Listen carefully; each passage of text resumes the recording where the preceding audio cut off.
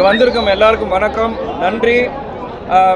படம் வந்து நல்லா போயிட்டுருக்குன்னு நான் கேள்விப்பட்டேன். நிறைய அன்பும் பாசம் மக்கள்கிட்ட இருந்து எங்களுக்கு வருது.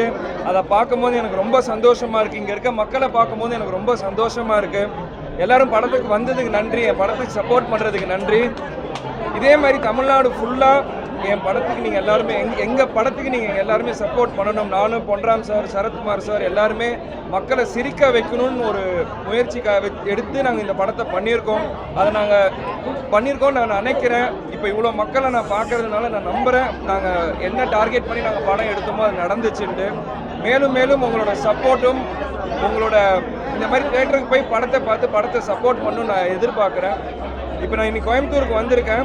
எனக்கு ரொம்ப சந்தோஷமாக இருக்குது இந்த மக்கள் எல்லாரோடையும் சேர்ந்து படம் பார்க்கறதுக்கு. இதே மாதிரி நான் இன்னும் 4-5 ஊர் போக போகிறேன். அங்கே வந்து எல்லா மக்களையும் நான் சந்திப்பேன். நன்றி. நான் அடுத்த ப்ராஜெக்ட் கன்ஃபார்ம் ஆனோடனே நான் கூடிய சீக்கிரம் அனௌன்ஸ் பண்ணுவேன்.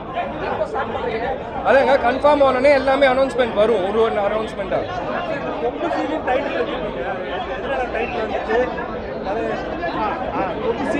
நம்ம எல்லாருக்குமே தேவைப்படுது.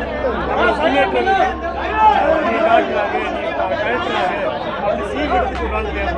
அந்த அடிப்படையில் தான் ரொம்ப நல்லா இருந்துச்சு. சரத் சார் கூட ஒர்க் பண்ண எக்ஸ்பீரியன்ஸ் ரொம்ப அருமையாக இருந்தது. ஏன்னா சரத் சார் வந்து அப்பாவோட பெரிய நண்பர். அவர் வந்து என்னையும் சார் எல்லாரையும் ஷூட்டிங் ஸ்பாட்டில் ரொம்ப நல்லா கவனிச்சுக்கிட்டாரு. ஒரு சீனியர் ஆர்டிஸ்ட்டு ஒரு இது இல்லாமல் எல்லாரையும் சமமாக ட்ரீட் பண்ணி எல்லாரையும் ஈஸியாக வச்சுக்கிட்டார். ரொம்ப சந்தோஷமாக இருந்துச்சு சரத்குமார் சாரோட ஆக்ட் பண்ணது. இந்த படத்தோட எக்ஸ்பீரியன்ஸ் எனக்கு இந்த படத்தில் பண்ண எல்லாமே ரொம்ப புதுசாக இருந்தது. ஏன்னா நீங்கள் உங்களுக்கே தெரியும், மீடியா மக்கள் எல்லாருமே கேட்டுட்ருக்கீங்க, ஏன் வெறும் ஃபைட் பண்ணுறீங்க, வெறும் சீரியஸான சப்ஜெக்ட் பண்ணுறீங்கன்ட்டு. அதை விட்டு மாறி பண்ண சப்ஜெக்ட் தான் இது. Full and full comedy, entertaining எல்லாமே இருக்குது.